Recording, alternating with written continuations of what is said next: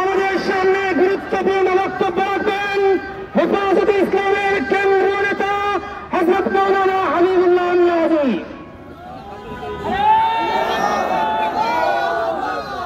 আসসালামু আলাইকুম ওয়া রাহমাতুল্লাহি ওয়া বারাকাতুহু।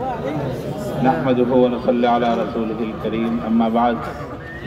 সংগ্রামী তাওহীদি জনতা, মনে করেছিলাম নাস্তিক সরকারকে বিতাড়িত করার সাথে সাথে এদেশ থেকে সমস্ত নাস্তিক বিতাড়িত হয়েছে, কিন্তু অত্যন্ত দুঃখের সাথে বলতে হয় এখনো এই সরকারের মধ্যে, বর্তমান অন্তর্বর্তী সরকারের মাঝে ঘাপটি মেরে বসে আছে পূর্বের নাস্তিক সরকারের অনুসারীরা।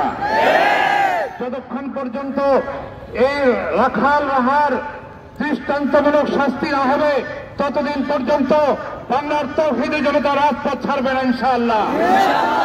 আমরা বলতে চাই স্পষ্ট ভাষায়, এই যে দেখেন শাপলা চত্বর, বহু বছর পর 12 বছর পর এই শাপলা চত্বর আসার তৌফিক হয়েছে। এই শাপলা চত্বরের সমস্ত ইট বালু পাথর সাক্ষী। এখানে তাওহীদি জনতা নাস্তিক বিরুদ্ধে, নাস্তিক মুরতাদদের বিরুদ্ধে আন্দোলন করতে গিয়ে হাজার হাজার মুসলমান তাওহীদি জনতা শাহাদাত বরণ করেছেন।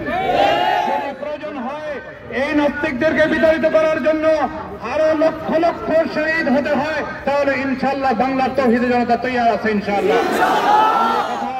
স্পষ্ট ভাষায় বর্তমান অন্তর্বর্তী সরকারকে বলবো, আপনারা আপনাদের ভিতর ঘাপটি মেরে যে সমস্ত নাস্তিক মুরতাদ আছে তাদেরকে অনতিবিলম্বে অপসারণ করুন।